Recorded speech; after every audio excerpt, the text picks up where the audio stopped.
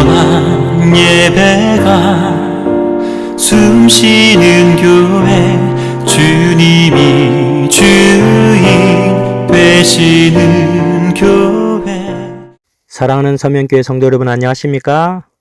구정 설명절을 맞이하여 가족들과 함께 즐거운 시간을 보내고 계시리라 생각됩니다. 오늘은 2월 17일 화요일입니다.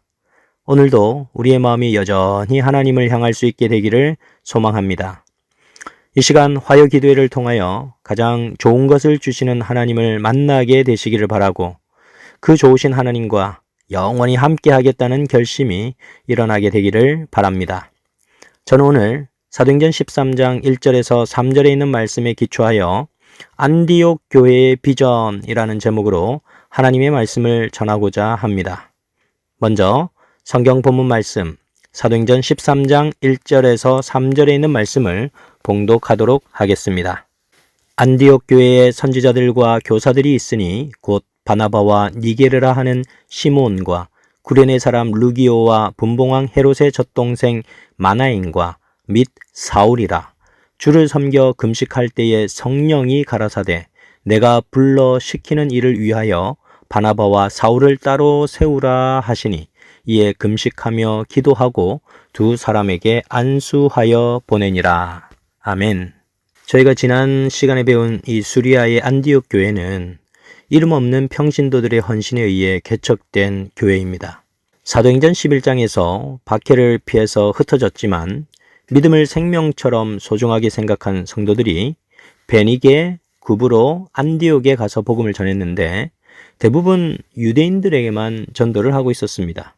그런데 그 중에 성령의 깊은 감동을 체험한 구브로와 구레네에서 온 몇 사람들이 안디옥이라고 하는 곳에 가서 헬라인에게도 복음을 증거하기 시작했는데 엄청나게 많은 사람들이 예수님을 믿게 되었습니다. 성경은 주님의 손이 그들과 함께 하셨기 때문이라고 기록하고 있습니다. 하나님께서는 마음을 당신께 쏟으면서 순수하게 복음을 증거하고자 하는 사람들을 사랑하십니다. 안디옥 교회는 정말 무명의 사람들이 성령의 역사하심만 의존하여 개척한 무명의 교회였습니다. 안디옥 교회는 예루살렘 교회와 비교하면 비교도 되지 않을 만큼 작고 연약한 교회였고, 이제 막 개척되어 별로 조직 체계나 질서가 제대로 잡혀지지 않은 그런 교회였습니다. 그러나 세계 선교의 충격은 예루살렘 교회를 통해서 일어나지 않았고, 세계 선교의 충격은 이제 막 개척된 이 안디옥 교회를 통해서 일어나게 되었습니다.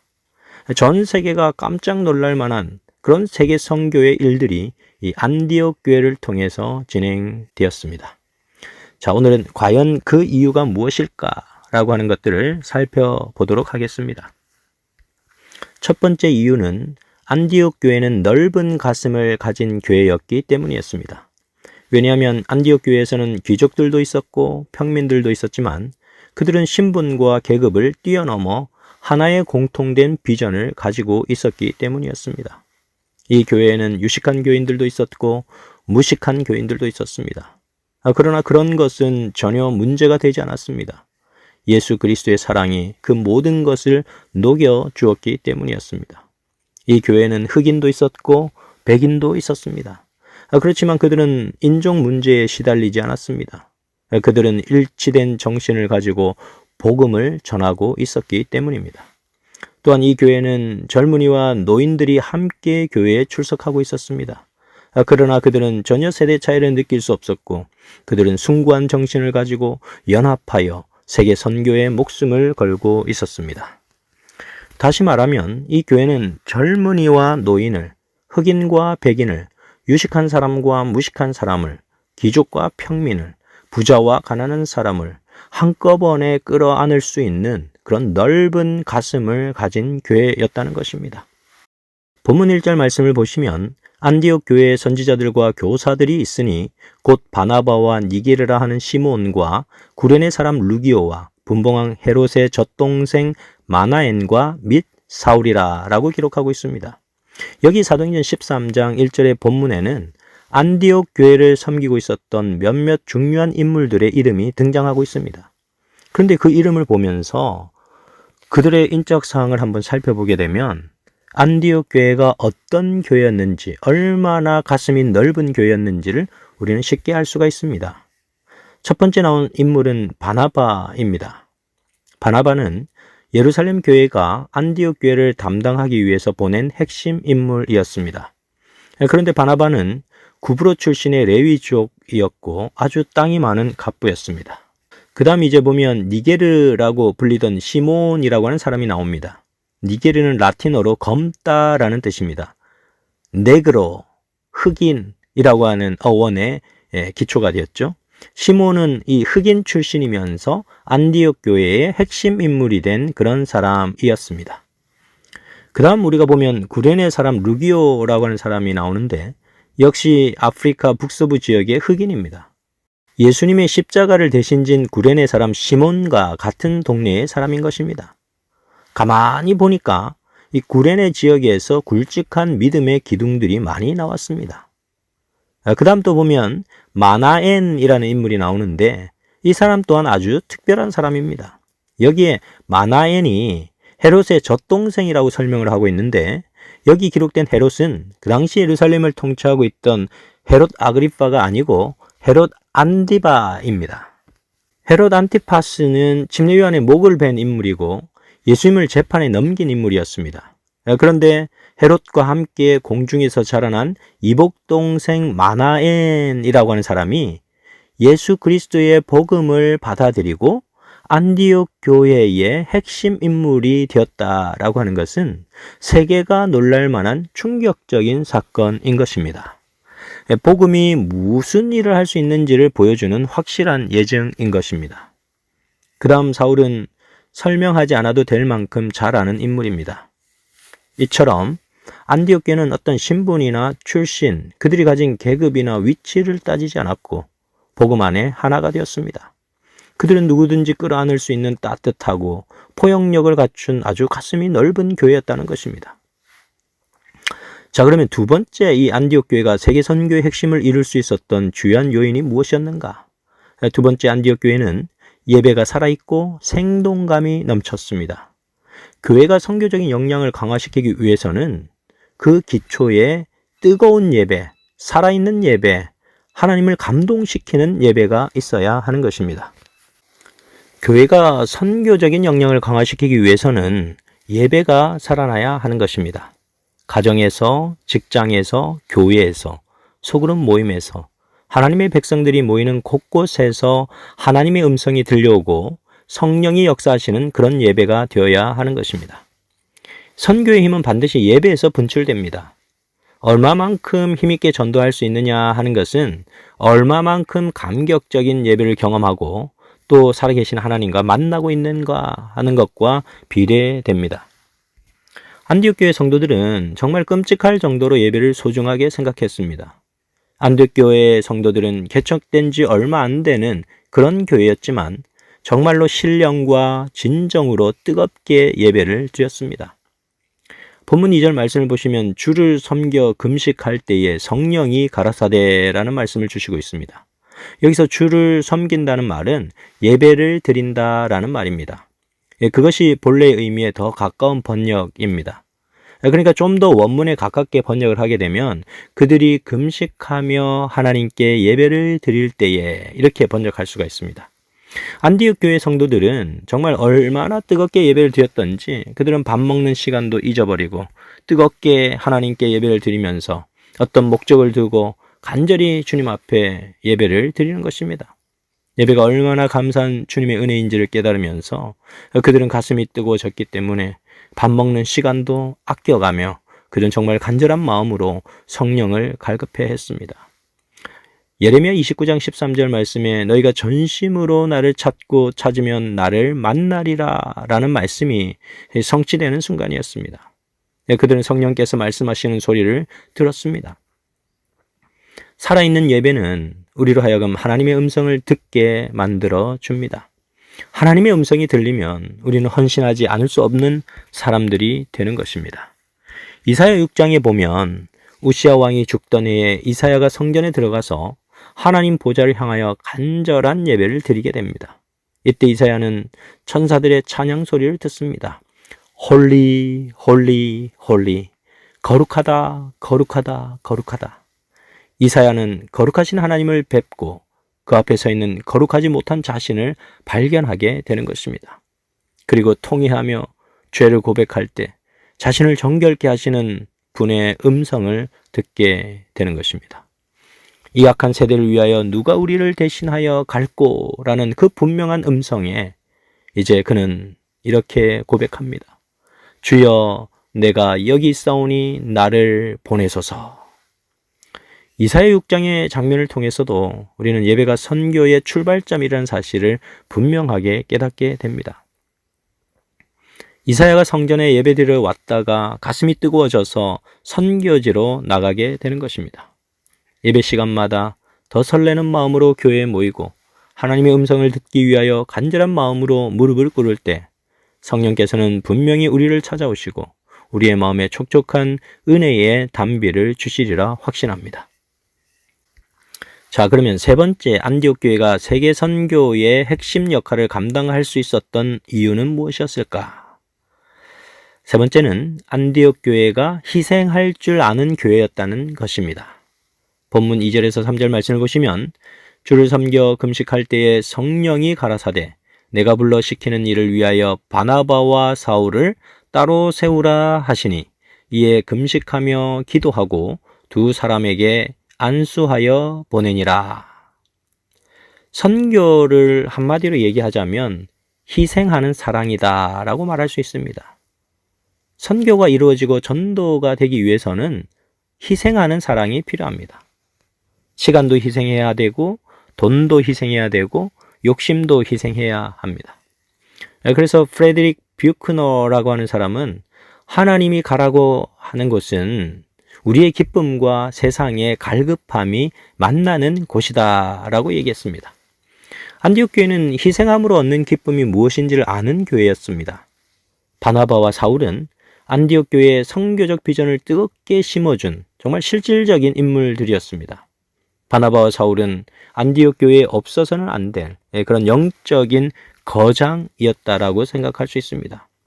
그러나 안디옥 교회는 본문 2절에서 성령께서 말씀하시는 음성을 듣고 즉시로 세계 선교를 위하여 바나바와 사울을 주님께 내어드리는 장면을 목격하게 되는 것입니다. 바나바와 사울을 우리 교회에서 잃는다고 생각한 것이 아니라 바나바와 사울이 꼭 필요한 곳에 파송되어 하나님의 뜻이 이루어진다라고 생각한 것입니다. 복음의 주체는 하나님이심을 그들은 믿음으로 고백한 것입니다. 원래 안디옥 교회에 복음을 전한 주체들은 자생력 있는 믿음의 사람들이었습니다. 그들은 사람을 의지하지 않았고 성령을 의지해서 복음을 증거했습니다. 그들은 지금 그 정신을 그대로 유지하고 있는 것입니다.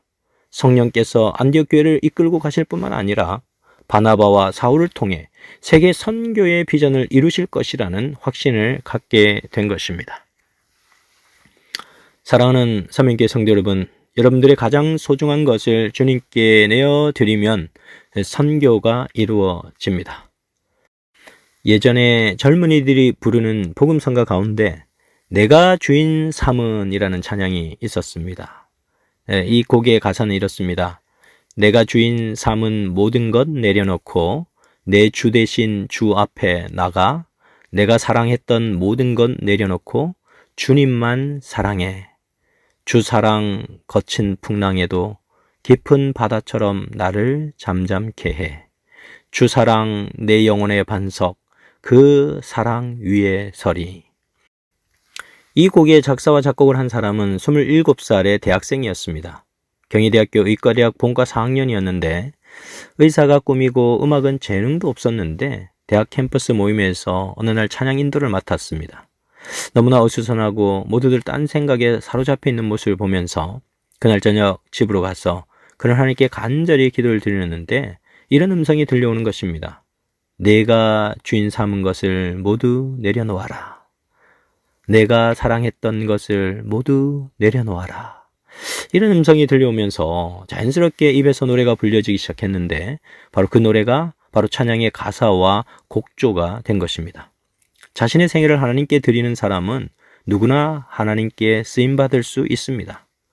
안디옥 교회 성도들은 한 사람 한 사람이 자신의 생애를 주님께 드리기 시작하였고 주님의 명령이 그들의 삶의 제1순위가 되는 사람들이 되었습니다.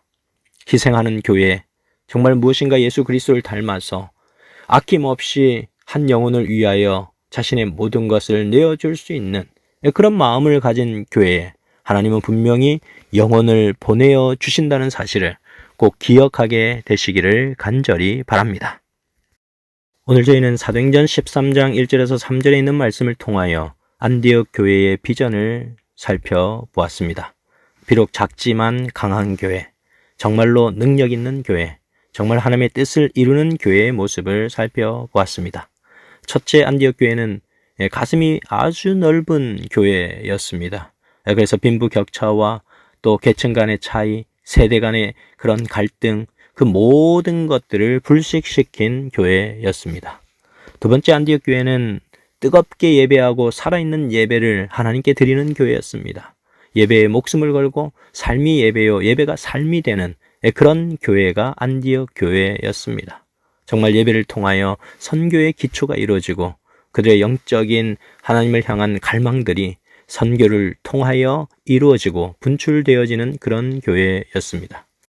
세 번째로 이 안디옥 교회는 하나님의 영광을 위하여 자신을 희생시킬 수 있는 교회였습니다. 정말 훌륭한 바나바와 사울을 정말 아낌없이 세계적 선교의 일꾼으로 그들을 보내어주면서 선교사 파송을 위하여 온 교회가 연합하여 기도하는 모습을 우리에게 보여줍니다. 그리고 바나바와 사울은 아낌없이 이제 파송 명령을 받고 세계 선교를 위하여 떠나는 그러한 모습을 보여주는 것입니다. 하나님께서 이 안디옥 교회를 통하여 어떤 일을 이루어 가실지 또 우리는 기대하게 되는 것입니다. 사랑하는 서면교회 성도 여러분, 안디옥 교회의 비전이 오늘 우리 서면교회의 비전이 되기를 간절히 소망하면서 오늘 말씀을 줄이도록 하겠습니다. 사랑이 많으신 하늘아버지, 오늘 이 시간 저희를 기도의 시간으로 불러주시고 마음과 뜻을 모아서 하나님께 간절히 예배할 수 있도록 은혜를 주시니 감사를 드립니다. 아버지 하나님, 우리 서면교회를 이 땅에 세우시고 이 지역의 복음화를 위하여 사용해 주시니 감사를 드립니다. 아버지 하나님, 우리 교회가 선교적 역량을 극대화시키며 하나님께 쓰임받는 교회가 될 수 있도록 인도하여 주옵소서. 아버지 하나님, 특별히 우리 믿음의 형제들 가운데 몸과 마음이 아파서 주님의 치료가 필요하신 분들이 있사오니 하나님 그들을 기억하여 주시고 각 가정마다 찾아가셔서 그들의 아픈 몸과 마음에 주님의 사랑의 손으로 안찰하여 주시고 신속하게 회복되어질 수 있도록 인도하여 주옵소서. 사랑의 아버지 하나님, 또 올해는 저희 교회가 잃은 양과 또 장기 결석자들과 또 사랑하는 믿음의 한 가족들을 위하여 우리 열심히 기도하며 그들에게 하나님의 사랑을 전달하고자 하오니 하나님 도와주셔서 문영혼들 많이 회복될 수 있도록 인도하여 주시옵소서. 아버지 하나님, 이번 설명절에 우리 믿음의 식구들 각 가정들을 축복하여 주시고 또한 그 모임 중에서 하나님의 이름이 높여질 수 있는 우리 서면교회 각 가정들이 될 수 있도록 인도하여 주시옵소서. 주의 사랑과 은혜가 우리 모두와 함께해 주시옵기를 바라오며 사랑이 충만하신 우리 구주 예수님 이름으로 기도드렸습니다. 아멘. 사랑의 불꽃이 활짝 피어나 날마다 사랑에 빠지는 교회, 주께서 사랑하는 우리 교회가 이런 교회